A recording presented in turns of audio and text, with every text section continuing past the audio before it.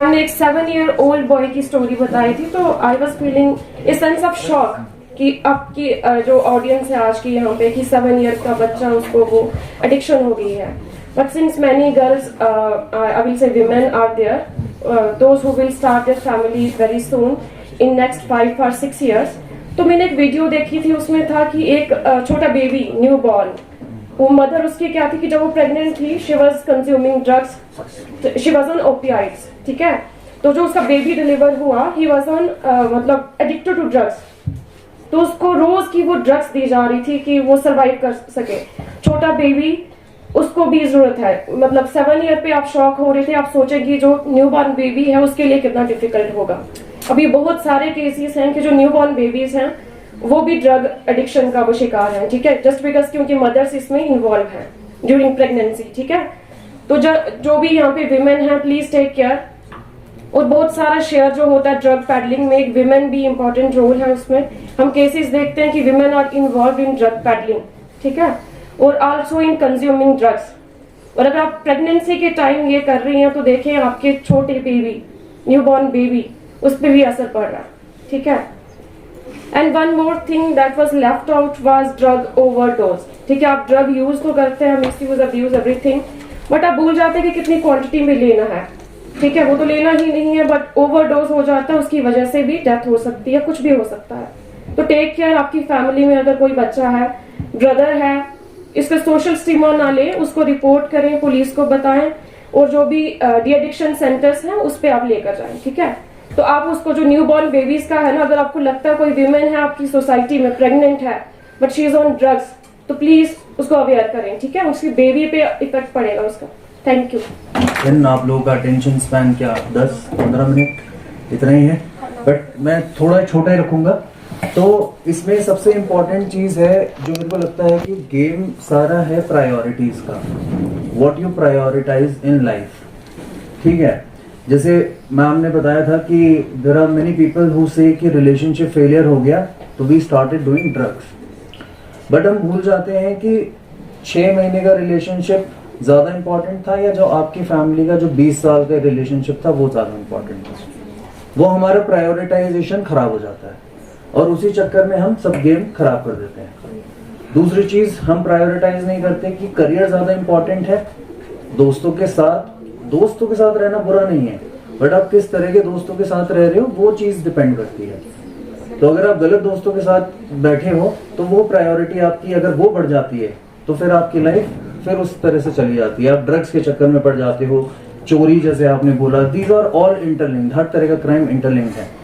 जैसे सर ने भी बोला कि बीइंग एन इंजीनियरिंग स्टूडेंट आपका एक्सपोजर थोड़ा ज्यादा रह जाता है. तो I am a student of IIT BHU. मैं IIT से पढ़ा था, तो वहां पर even few of my batchmates got addicted to it.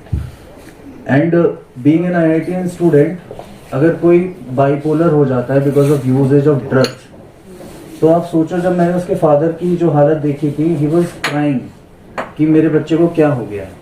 उन्होंने क्या क्या सपने देखे होंगे कि मेरा बच्चा IIT में आया है, बड़ा प्लेसमेंट लेगा, UPSC करेगा, कुछ भी करेगा, बट ये तो नहीं करेगा. तो that was very heart breaking. अच्छा, एक इम्पॉर्टेंट चीज होती है जब हम किसी एडिक्शन में पड़ जाते हैं. एडिक्शन बताया, सबने बताया कैसे कैसे होता है, मैं उसमें नहीं जाऊंगा. मेन चीज होता है आपका एनवायरमेंट. हमारा जो ब्रेन है ना, वो बहुत चीजों से ट्रिगर होता है. अगर हम किसी जगह पर ड्रग्स करते थे, मैं किसी दोस्त के साथ हैंग आउट करता था, तो जब आप उस जगह पर दोबारा जाते हो तो वो आपकी मेमोरीज ट्रिगर होती हैं. यही चीज ड्रग्स के साथ है.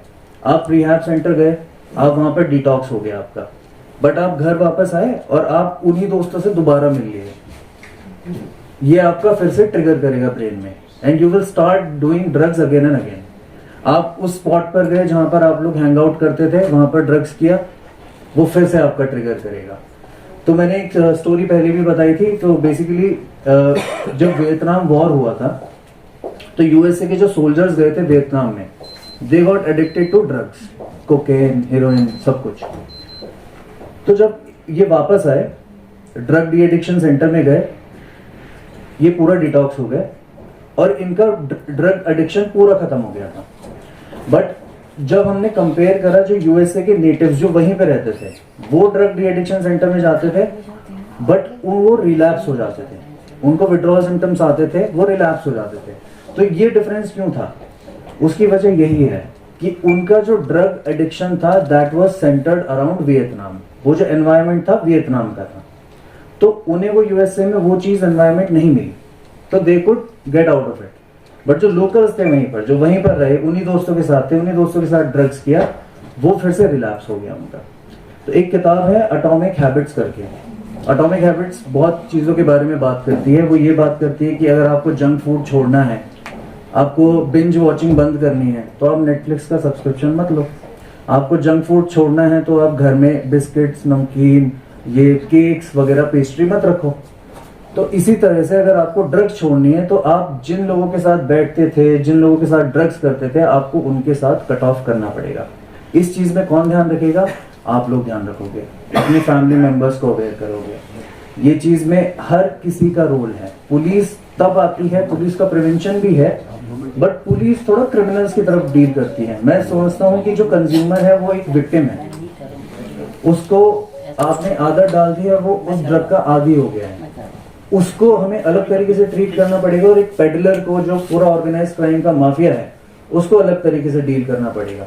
उसके लिए हम पुलिस बैठी है, बट जो विक्टिम्स हैं वो हर किसी की फैमिली में से हो सकता है। एंड आई थिंक उसको हम लोग आपस में काम करके बेहतर तरीके से हैंडल कर सकते हैं। Thank you so much. मेरा यही